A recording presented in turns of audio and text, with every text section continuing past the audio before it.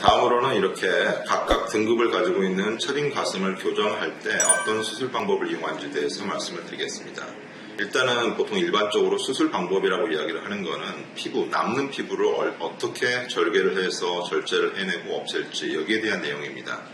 이게 나중에는 이제 흉터로 남는 부위이기 때문에 그래서 주로 이거를 기준으로 해가지고는 보통 수술 방법을 구분을 하고는 있지만 실질적으로 굉장히 또 중요한 부분 중에 하나는 처져 있는 가슴 조직을 어떻게 할 것인가 이 문제입니다.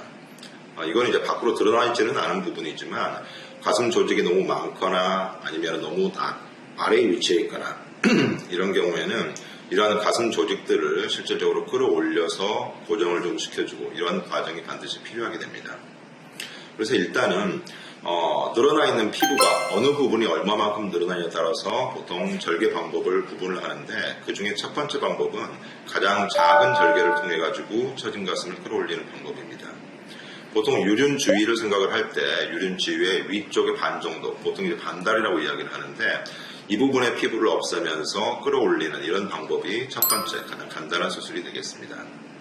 이 경우는 그만큼 없앨 수 있는 피부 양에 한정이 돼 있어서 아주 처짐이 큰 이런 형태의 가슴에는 맞지는 않는 경우고 주로 살짝 처져 있는 부분을 끌어올리려고 할 때나 아니면은 양쪽 가슴이 크게 처지지는 않았지만 양쪽이 좀 다른 경우 이 비대칭을 맞추기 위해서 많이 사용을 하게 됩니다.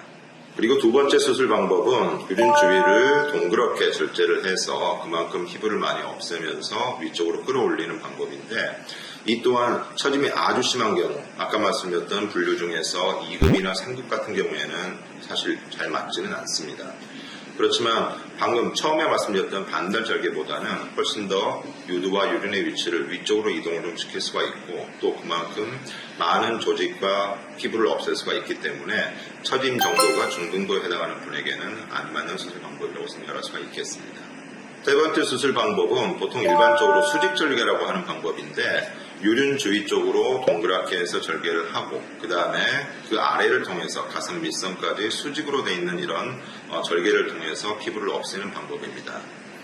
이거는 동그랗게 생기는 유륜 주위 쪽의 절개를 통해서는 유두와 유륜이 밑으로 처져 있는 부분을 위쪽으로 옮겨주고 또한 아랫부분에 그러니까 유두와 유륜 아랫부분에 있는 가슴에 좌우 쪽으로 피부가 많이 남아도는 경우에는 이 피부를 없애면서 가슴을 약간 조여주는 것처럼 이렇게 해서 올려주는 방법이 되겠습니다.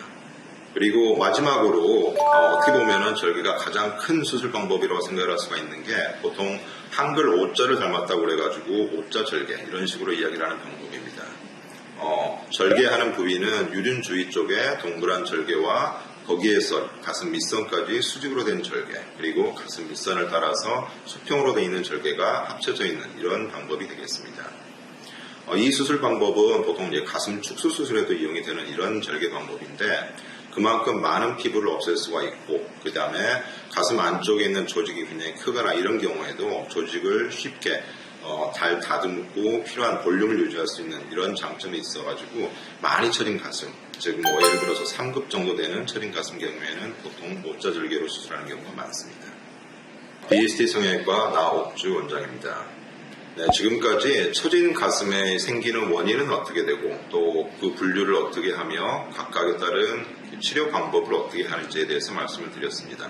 그래서 중간에도 제가 잠시 말씀을 드렸지만 가장 중요한 것은 늘어나 있는 피부를 어떻게 없애느냐 이것뿐만 아니라 가슴 안쪽에 있는 조직을 어떻게 얼마만큼 없애고 그 다음에 위쪽으로 고정을 시키느냐 이게 굉장히 중요한 부분입니다.